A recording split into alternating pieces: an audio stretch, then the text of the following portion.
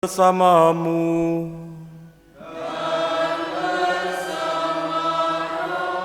Inilah Injil suci menurut Matius.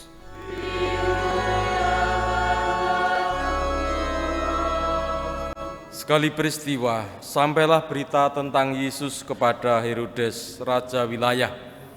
Maka ia berkata kepada pegawai-pegawainya, "Inilah Yohanes Pembaptis. Ia sudah bangkit dari antara orang mati, dan itulah sebabnya kuasa-kuasa itu bekerja di dalamnya." Sebab memang Herodes telah menyuruh menangkap Yohanes, membelenggu dan memenjarakannya berhubung dengan peristiwa Herodias istri Filipus saudaranya. Sebab Yohanes pernah menegur Herodes, "Tidak halal engkau mengambil Herodias." Herodes ingin membunuhnya, tetapi ia takut kepada orang banyak yang memandang Yohanes sebagai nabi. Tetapi pada hari ulang tahun Herodes, menarilah putri Herodias di tengah-tengah mereka dan menyenangkan hati Herodes, sehingga Herodes bersumpah akan memberikan kepadanya apa saja yang dimintanya.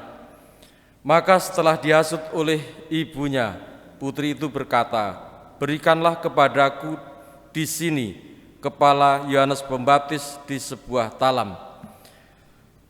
Lalu bersedihlah hati raja, tetapi karena sumpahnya dan karena tamu-tamunya, diperintahkannya juga untuk memberikannya. Disuruhnya orang memenggal kepala Yohanes di penjara dan membawanya di sebuah talam, lalu diberikan kepada putri Herodias, dan putri Herodias membawanya kepada ibunya. Kemudian datanglah murid-murid Yohanes Pembaptis mengambil jenazah itu dan menguburkannya. Lalu pergilah mereka memberitahu Yesus. Demikianlah sabda Tuhan. Terpujilah Kristus. Saudara sekalian, pewartaan para nabi dan membawa firman Tuhan bukanlah pekerjaan yang mudah, karena mereka harus mempertaruhkan segalanya.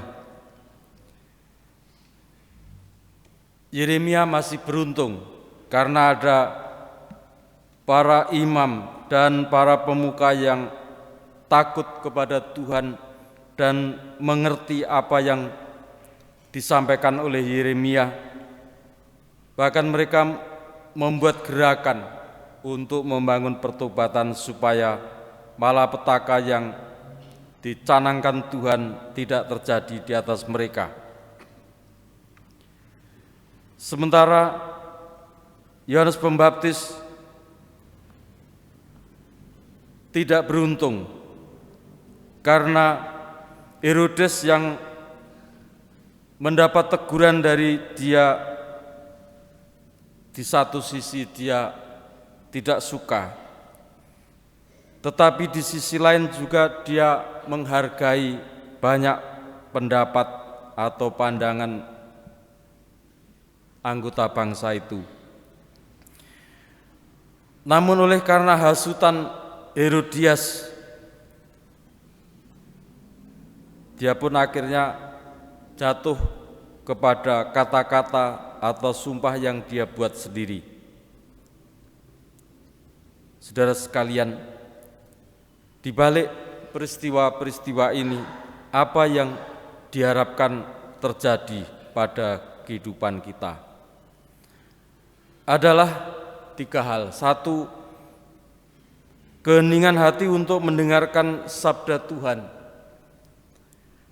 Dan hati yang hening mendengarkan sabda Tuhan, walaupun sabda itu berupa teguran atau peringatan, membawa penyegaran bagi jiwa kita, bukan membawa sesuatu yang hati yang melawan atau kebencian.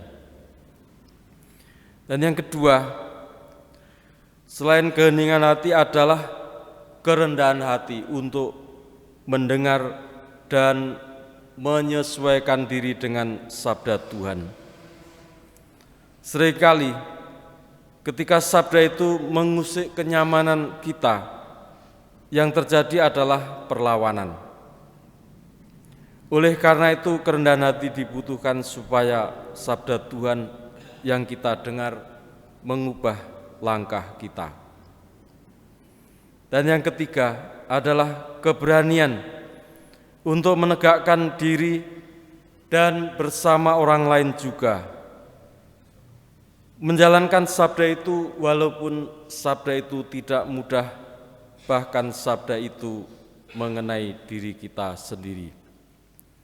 Dengan demikian, kehadiran Yesus Kristus bukan menjadi sesuatu yang menakutkan bagi kita, tetapi yang membawa sukacita, membawa kegembiraan. Kita persembahkan doa-doa harapan permohonan kita, agar iman kita semakin diteguhkan dan karya-karya kita mengikuti langkah dan laku Yesus Kristus.